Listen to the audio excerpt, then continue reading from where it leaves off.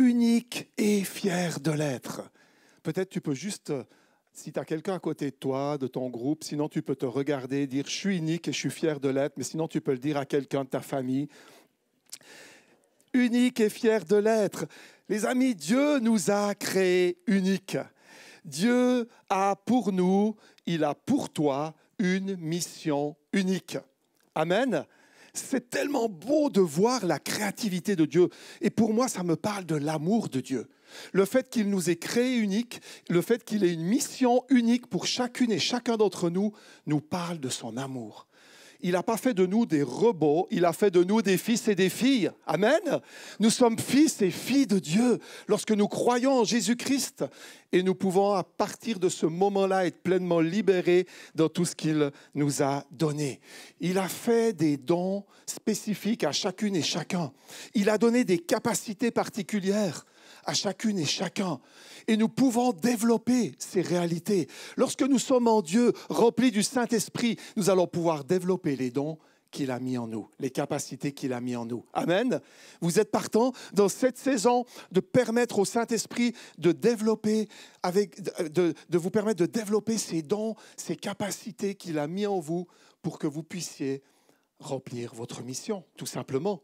Et la mission est belle et la mission est grande. Une destinée unique. Waouh, j'aime ça. Et quand on regarde les personnes que Dieu a bénies déjà dans le passé, on a des exemples incroyables de voir combien ce Dieu unique a créé des personnes uniques pour une mission unique et combien ça a été porteur de fruits juste magnifiques. Si vous regardez avec moi, par exemple, l'apôtre Paul, un homme qui, au départ, n'avait rien qui le prédestinait vraiment à être ce qu'il a été par la suite. Mais quelque chose s'est passé dans sa vie qui lui a permis, dans les dons et les capacités, parce qu'on peut avoir des dons et des capacités et les mettre pas forcément au service de Dieu, mais lorsque tu es rencontré par Dieu, waouh, ça devient tellement puissant. Regardez en Corinthiens 15, les versets 9 et 10, c'est Paul qui parle, il dit finalement, après les autres, quand il dit après les autres, c'est les autres apôtres, les autres disciples, il s'est montré à moi aussi, à moi qui le méritais le moins. Wow. Peut-être ce matin, il y en a qui se disent, moi, je ne mérite pas que Dieu puisse faire quelque chose de particulier avec moi. J'ai une bonne nouvelle, Paul non plus pensait qu'il ne le méritait pas. Et pourtant, Dieu l'a fait. Wow. Dieu l'a fait. Oui, il dit, je suis le plus petit des apôtres. Je ne mérite même pas de porter le nom d'apôtre parce que j'ai fait souffrir l'Église de Dieu. Mais, wow, et ce mais va faire toute la différence dans sa vie. Mais grâce à l'amour de Dieu, je suis devenu l'homme que je suis. Et cet amour a donné de bons résultats en moi. Wow! J'ai travaillé plus que tous les apôtres. En réalité, ce n'est pas moi qui ai travaillé, c'est l'amour de Dieu qui agit en moi. Wow! C'est tellement puissant. Ce verset, il est comme une parole prophétique pour nous aujourd'hui. Peut-être tu te sens petit. Peut-être tu as l'impression que tu ne mérites pas. J'ai une bonne nouvelle, tu n'as pas besoin de te comparer avec qui que ce soit parce que tu es unique et parce que Dieu t'appelle, parce que son amour te touche. Tu peux laisser l'amour de Dieu travailler en toi et faire la différence autour de toi. Waouh! Cet amour fait déjà quelque chose en nous, nous transforme. Lorsque tu te sens aimé, tu arrives sur un terrain de liberté où tu peux être vrai, où tu peux être toi. Et quand tu es toi, tu encourages d'autres à être aussi vrais et à pouvoir devenir aussi des personnes qui vont être elles-mêmes. Waouh! C'est bon, non? Vous êtes partant dans ce sens? Et si on regarde un peu plus loin, l'exemple de Jésus lui-même, puisqu'on est tous appelés à ressembler à Jésus, c'est bien de revenir à lui. Quand Jésus est venu sur la terre, les amis, non seulement il est venu pour nous sauver, ce qui est une grande chose et une bonne chose, sinon on ne serait pas là aujourd'hui. Merci Seigneur pour le salut que tu nous as accordé. Mais également, Jésus est venu pour nous sauver, mais il est venu aussi pour nous montrer l'exemple. Waouh! En fait, Jésus n'a pas seulement rempli un manuel théorique de bons principes, même si c'est bon d'avoir des manuels théoriques et c'est bon de lire la Bible, par exemple, qui nous donne des indications. Mais Jésus a dit des choses, mais en même temps, Jésus a montré des choses. Et je crois que nous sommes dans le temps où nous avons quelque chose à dire à ce monde, les amis, et en même temps à montrer à ce monde. Et le montrer touche à l'action surnaturelle de Dieu. Si nous voulons faire une différence dans la réalité du monde, il nous faut être connectés aux réalités du ciel. Amen. Plus tu es connecté aux réalités du ciel, plus tu vas dire des choses justes, plus tu vas faire des choses bonnes. Waouh! On a besoin de cette connexion-là. Jésus l'avait. Parce que Jésus, avait cette connexion avec son Père, il a pu accomplir sur la terre tout ce qu'il était appelé à accomplir. Et il a pu dire à ses disciples, vous, suivez-moi. Toi, suis-moi. Jésus peut nous dire aujourd'hui, toi, suis-moi, parce qu'il a montré que lui suivait son Père. Waouh! Et que cela faisait quelque chose juste d'incroyable dans sa mission. Alors, comment faire, les amis? Peut-être c'est la question que tu te poses ce matin. Comment faire lorsque j'aime Jésus, j'accueille son amour, je l'aime, il m'aime? Waouh! C'est juste une relation incroyable. Comment faire à partir de là pour le suivre? Comment faire? Eh bien, il nous donne la réponse dans Matthieu 20. Et je propose qu'on regarde Matthieu 20, les versets 26 et 28. Mais entre vous, cela ne doit pas se passer ainsi. Ça commence comme ça, ce verset, il faut comprendre juste le contexte. Dans le contexte, on a des disciples qui sont en train de faire justement quelque chose qui nous détruit, qui les détruit et qui va aussi nous détruire si nous allons dans cette démarche, nous empêcher d'être cette personne unique que Dieu veut utiliser pour une mission unique. Ils sont en train de se comparer les uns aux autres, de voir, est-ce que ce n'est pas toi le plus grand? Est-ce que ça ne serait pas toi le plus important? Peut-être c'est moi quand même le plus important. Ils sont en train de se comparer les uns aux autres. La comparaison vient détruire la réalité de l'unicité de ce que Dieu veut faire avec toi. Ils sont en train de se comparer les uns aux autres et c'est pour ça que que Jésus leur dit, mais entre vous, cela ne doit pas se passer ainsi. Arrêtez de vous comparer. Arrêtez de croire que lui ou elle est plus grand. Au contraire, et là, il donne la clé lorsqu'on veut servir, lorsqu'on veut suivre Jésus. Il donne la clé parce que lui-même a montré, comme je le disais tout à l'heure, l'exemple. Au contraire, si l'un de vous veut être important, il doit être votre serviteur. Waouh! J'entends pas beaucoup d'amen. Amen! Tu veux être grand? En d'autres termes, commence à servir. Tu veux être important? Sers l'autre. Waouh! Si quelqu'un veut être grand, s'il veut être le premier, il doit être votre esclave. De la même façon, le Fils de l'homme n'est pas venu pour être servi. Il parle de lui, là, Jésus. Mais il est venu pour servir et donner sa vie pour libérer un grand nombre de gens. Waouh, waouh, waouh. C'est juste puissant. Et comme je le disais, ce n'est pas seulement des mots que Jésus est en train de dire à ses disciples. Il vivait avec eux cette réalité. Waouh! Regardez les évangiles. Regardez les évangiles et vous allez voir que Jésus est disponible de jour comme de nuit. Waouh! De jour encore pas mal. De nuit, je ne sais pas pour vous, j'ai reçu de temps en temps un téléphone au milieu de la nuit, quelqu'un qui est en détresse. Ce n'est pas le moment où ça te prend tout un temps quand même pour te recentrer, voir quel est le problème et comment tu vas pouvoir aider cette personne. Jésus était disponible de jour comme de nuit. Nicodème a bel exemple. On voit Nicodème venir à Jésus. Cet homme, il a peur qu'on le voit de jour, donc il vient la nuit et Jésus l'accueille. Et dans cette nuit-là, il montre à Nicodème le chemin pour être sauvé. Waouh! Disponible de jour comme de nuit. Qu'est-ce qu'on voit avec Jésus? Il est prêt à se déplacer, écoutez bien, à se déplacer avec ses disciples pour aller rejoindre un gars qui vit dans les montagnes et qui est possédé par le diable. Une personne dans une grotte là, cachée dans la montagne, mais possédée par le diable. Jésus fait le déplacement avec ses disciples pour aller toucher cet homme, le libérer. Waouh! Jésus était prêt d'agir dans toutes les couches de la société. Il agissait autant auprès des riches que des pauvres, des instruits comme des illettrés. Hommes, femmes, enfants, aucune discrimination. Wow!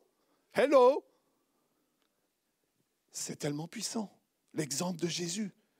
Et quand je lis ça, j'ai envie d'être comme lui. Je ne sais pas vous, mais wow! Parce que quand on réalise après tout ce qui s'est produit derrière cet accueil que Jésus a fait à tout un chacun, mais des choses incroyables et grandes ont pu prendre place. Un jour même, 2 mendiants vont l'interpeller depuis le bord du chemin. « Hé Jésus, fils de David, aie pitié de nous !» Et la foule, là, calmez-vous les gars. À l'époque, les mendiants n'étaient pas tellement bien cotés. Tout au plus, on leur donnait une petite pièce pour se donner bonne conscience, mais il n'y avait pas d'accueil réel pour eux. Mais qu'est-ce que Jésus fait? Il les appelle. « Hé, venez !» Il fait en quelque sorte, il fait taire la foule et il appelle ces gars. Et ces mendiants viennent à lui. Et qu'est-ce que Jésus leur dit? Waouh, à des mendiants, que voulez-vous que je vous fasse? Mes amis, il se met au service de ces mendiants publiquement. Waouh! Quelle puissance dans l'amour, les amis. Quelle puissance dans l'amour. Et je sens que cet amour est libéré ce matin. Jésus, à la fin de son ministère, arrive au bout de son ministère terrestre. Eh bien, qu'est-ce qu'on voit faire de Jésus, qu'est-ce qu'on voit de Jésus à ce moment-là? Il prend le linge de l'esclave pour laver et essuyer les pieds de ses disciples. Mes amis, il faut comprendre juste le contexte. À cette époque-là, les gens marchaient avec des sandales et ils marchaient sur des chemins très sablonneux, poussiéreux. Et c'était un honneur que quand quelqu'un venait chez vous, la meilleure manière de l'honorer, ce n'était pas de lui apporter une bouteille de blanc ou une boîte de chocolat ou un bouquet de fleurs. Mais même continuez de faire ça, si vous le faites ça aujourd'hui, c'est vraiment bien. Mais la manière d'honorer à cette époque-là, c'était de laver les pieds de votre hôte pour qu'il se sente bien chez vous. Et c'était le travail du serviteur, de l'esclave de la maison de faire ça. Jésus prend ce linge, il lave les pieds de ses disciples qui sont tellement surpris. Et qu'est-ce que Jésus leur dit, leur donne la raison à cela? Dans Jean 13, 15, il dit à ses disciples, « Je vous ai donné un exemple. Ce que je vous ai fait, faites-le vous aussi. » Waouh! Le service. On voit que pour Jésus, le service, ce n'était pas une corvée. C'était vraiment pas une corvée. Au contraire, pour Jésus, le service était source de bonheur, de joie. Du reste, il va même le dire, il va le déclarer. Il y a plus de bonheur à donner qu'à recevoir. Et moi, j'aime à dire, tu as envie vraiment de vivre le bonheur, d'être dans la joie, d'être vraiment dans cette joie, tu sais, qui t'amène une satisfaction intérieure. Il y en a qui ont envie de vivre le bonheur? Commence à servir l'autre. Mets-toi au service de l'autre et tu vas réaliser que c'est la joie la plus puissante qui va venir en toi. Plus que même des vacances aux Caraïbes. Bon, en ce moment, en plus, c'est difficile d'avoir ce bonheur-là. Plus qu'un bon repas, une bonne aniviarde, même si c'est sympa, une bonne aniviarde, en ce moment compliqué pour aller au Châtel manger une aniviarde. Je fais un petit coup de pub, mais c'est mes amis. Mais il faut à l'emporter si jamais. C'est un peu moins bonheur, mais c'est un petit peu quand même, ça compense. Mais le vrai bonheur, c'est lorsque tu es rempli de son amour et que cet amour commence à être actif en toi au point que tu peux servir l'autre. Et quand on va vous parler encore ce matin de Life Seminar, c'est réellement cela. C'est rejoindre l'autre et l'aider, pouvoir répondre à ses questions, pouvoir avoir un temps de convivialité, ouvrir notre maison. C'est possible aujourd'hui, on peut le faire, on peut se mettre au service des autres de cette manière. Est-ce que vous savez que Dieu a préparé des actions bonnes pour chacun d'entre vous? Non seulement il nous remplit de son amour, non seulement il nous crée uniques, mais il a pour nous une mission unique, c'est-à-dire des actions bonnes qu'il a préparées même à l'avance. Waouh! Il n'y a que Dieu qui peut faire ça. Il nous connaît tellement qu'il peut préparer à l'avance des actions bonnes pour chacune et chacun d'entre nous. Et ces actions sont en lien avec les dons et les capacités qu'il met en toi. Même si, très souvent, ça étire notre foi. Mais c'est possible. Lorsqu'on laisse son amour continuer d'être déversé en nous, c'est possible d'entrer dans les actions bonnes que Dieu a préparées d'avance. Waouh! Il y en a qui ont envie d'entrer dans les actions de Dieu encore aujourd'hui, demain. Vous savez, les actions bonnes préparées par Dieu, parfois, elles viennent bouleverser les actions que nous-mêmes on a projetées. Parfois, notre planning ou notre programme est un peu chamboulé. Il y en a à qui c'est déjà arrivé de voir le programme chamboulé. En tant qu'être humain, on n'aime pas trop quand notre routine est chamboulée, quand notre programme est un peu chamboulé. Mais Dieu est capable de t'entraîner dans son programme alors que tu es à l'écoute du Saint-Esprit qui va procurer en toi une réelle joie, un réel bonheur. Parce que les actions bonnes préparées par Dieu suscitent du fruit, suscitent en nous de la joie lorsqu'on les fait, lorsqu'on les accomplit. Éphésiens 2,10, oui, c'est Dieu qui nous a fait, il nous a créés dans le Christ Jésus pour que nous menions une vie riche en actions bonnes. Et ces actions, Dieu les a préparées pour que nous les faisions. Et comme je disais, Dieu ne fait pas de discrimination, il a des actions bonnes pour chacune et chacun d'entre nous. Il connaît tes possibilités, comme il connaît tes limites. Dieu te connaît. Et tu peux, parce qu'il te connaît et parce qu'il fait la route avec toi, être ouvrier avec lui. Et quand on est ouvrier avec Dieu, ça fait toute la différence. Nous sommes, les amis, en fait, nous ne sommes pas sauvés par des actions bonnes. Nous sommes sauvés par la grâce, l'amour, la faveur imméritée de Dieu, mais pour accomplir des actions bonnes. On n'est pas sauvé par ces actions, mais lorsqu'on est sauvé par la grâce, par la faveur imméritée de Dieu, par l'amour juste que Dieu déverse sur un homme, une femme qui décide de croire, de choisir de croire en lui, eh bien, cet amour puissant, cette révélation de la grâce, cet accueil de la grâce va déclencher des actions bonnes dans ta vie. À ce moment-là, tu n'es pas inutile, tu deviens réellement utile. Peut-être que juste là, ce que tu faisais était occupationnel.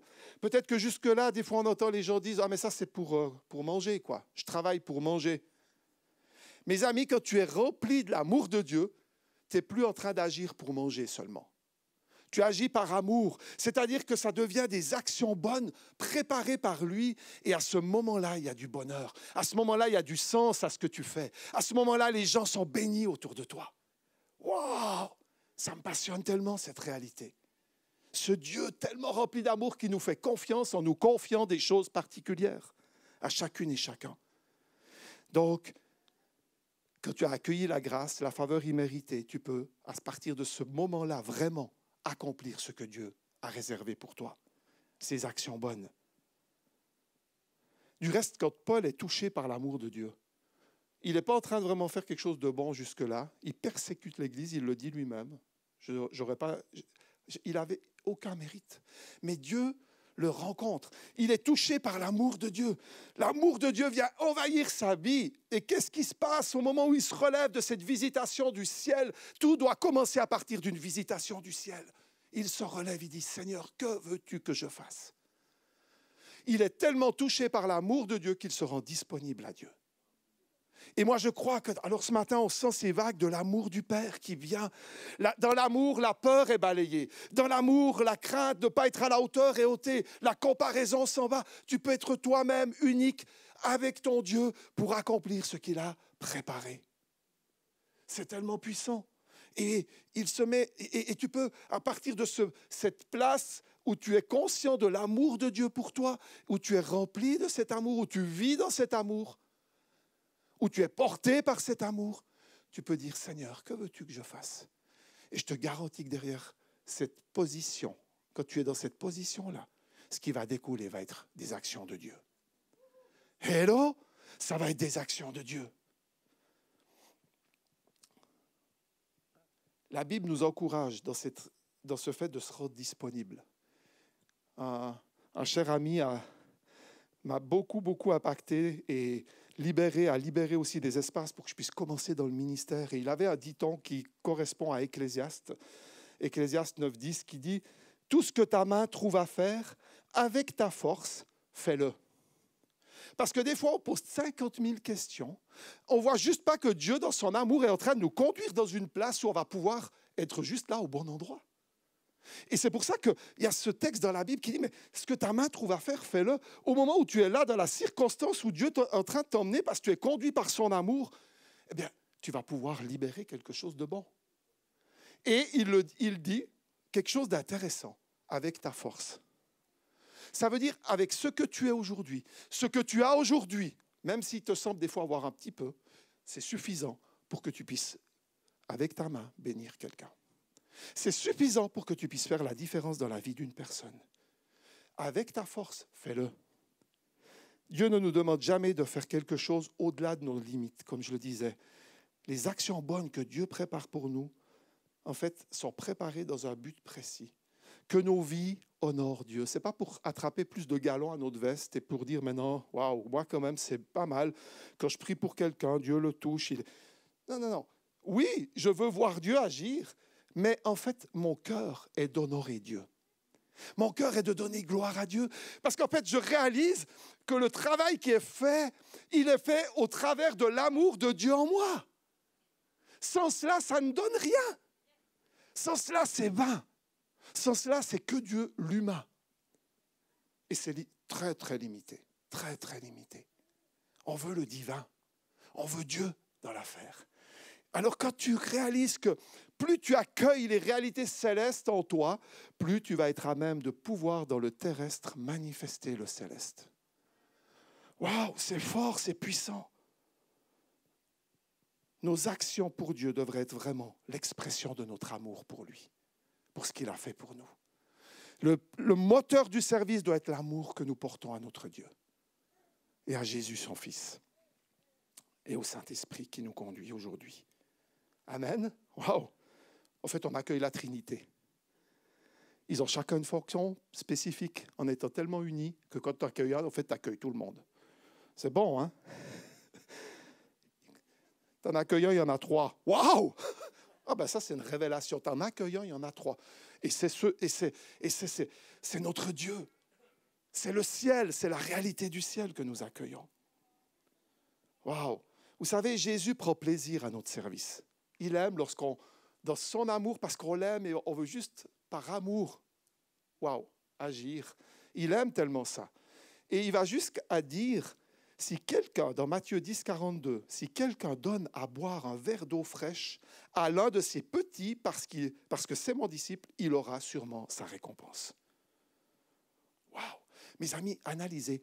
La valeur de cette action, en fait, c'est le geste d'amour. Ce n'est pas le verre d'eau en lui-même. C'est le geste d'amour. Et ce qui nous amène les uns les autres à ceci, ce n'est pas ce que tu as sur ton compte en banque, ce n'est pas ce que tu as dans le naturel qui va forcément faire une différence. C'est ce que tu fais par amour pour Dieu et pour l'autre. Waouh! C'est ce que tu libères par amour pour ton Dieu et pour ton prochain qui va faire la différence et qui aura sa récompense. Moi, je suis convaincu parce que Dieu en parle et la Bible en parle abondamment et je pense qu'on y arrive gentiment vers cette fin où Jésus va revenir. Une des choses que Jésus fait quand il revient, c'est qu'il nous amène les récompenses. C'est qu'il va récompenser les uns les autres. Et même ici, il est en train de dire, un verre d'eau ne sera pas oublié. Wow! Vous savez que la comptabilité est juste au ciel.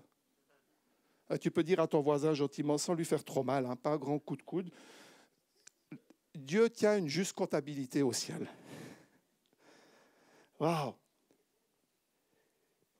Et non seulement on peut agir dans cet amour, mais il y a une chose qui se passe. Quand tu es connecté de cette manière-là, tu es renouvelé de jour en jour.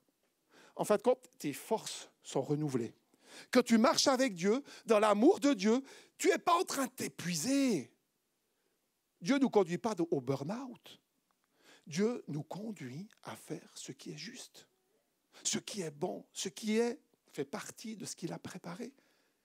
Donc des bonnes choses.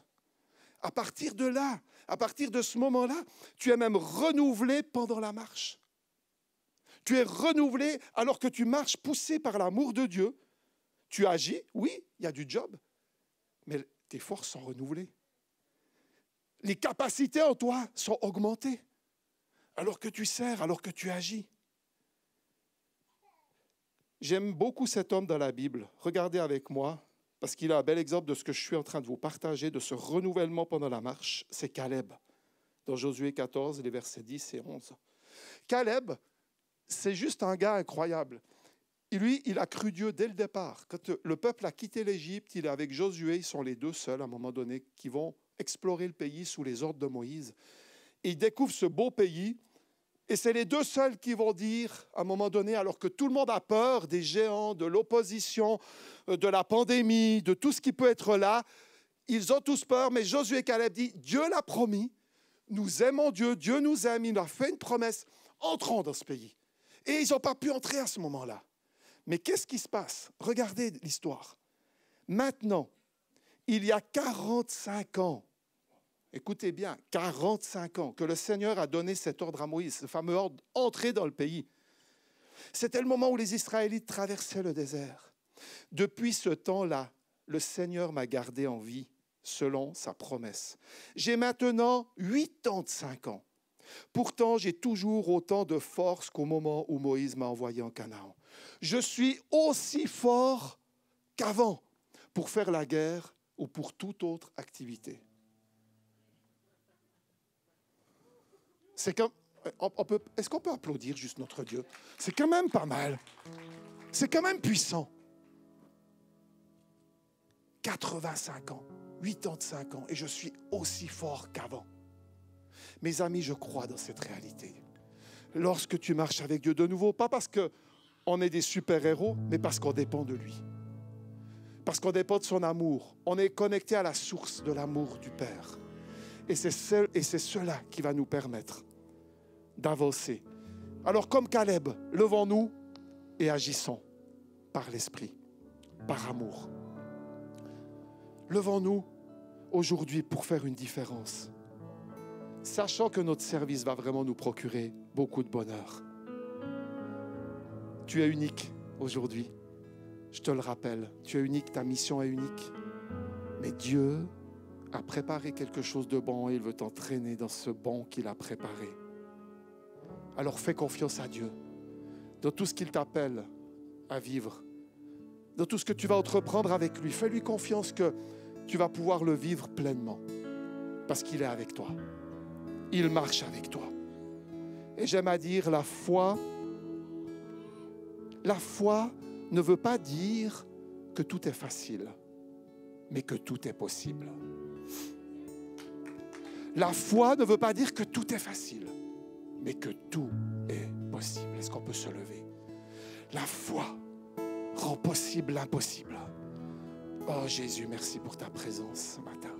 Dans cette place, merci pour mes amis qui sont là.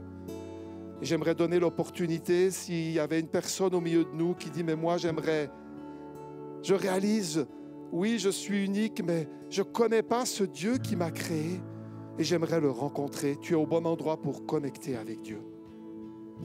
Jésus-Christ est venu pour te sauver, pour te permettre d'être pleinement toi-même et de pouvoir remplir ta mission sur cette terre. Il y a eu des pensées de mort en toi. Tu as eu beaucoup de comparaisons dans ta vie où tu analyses toujours, tu t'évalues toujours face à l'autre en pensant que tu n'es pas assez ceci ou cela. C'est comme au nom de Jésus, cette voix se tait maintenant. Et tu peux connecter avec Dieu et voir qu'il croit en toi, voir que lui est avec toi, voir qu'il ne va jamais t'abandonner, voir que le chemin va être ouvert pour que tu puisses simplement, dans cette particularité que tu es, vivre des choses juste magnifiques, uniques et fiers de l'être. On peut rester très humble, soumis à Dieu et en même temps fier de notre Dieu et fier de ce qu'il veut réaliser avec nous. Waouh, c'est pas incompatible quand on vit cela dans son amour. S'il y a une personne qui veut ce matin faire confiance à Dieu, peut-être pour la première fois, ou bien revenir à lui, je t'invite à lever ta main alors que les yeux sont fermés, à dire je veux placer ma confiance en Dieu. Et tu peux faire cette prière de là où tu te tiens. Je déclare, tu peux le dire avec moi, je déclare aujourd'hui, je crois en Jésus. Je donne ma vie à Jésus qui a tout accompli pour moi. Et tu peux dire, Seigneur Jésus, je te demande pardon pour tous mes péchés. Je me soumets à toi. Merci de me pardonner, de me libérer, de me restaurer, pour que je puisse entrer pleinement dans tout ce que tu as prévu pour ma vie. Amen. Si tu as fait cette prière, tu es fils et fille de Dieu, ça veut dire qu'il est avec toi, il va continuer de marcher avec toi, tu vas pouvoir grandir avec lui et tu vas voir que les dons et les capacités qui étaient déjà là vont encore prendre plus d'ampleur et vont pouvoir être au service des autres pour les bénir. Tu vas pouvoir te mettre au service de Dieu et au service des autres.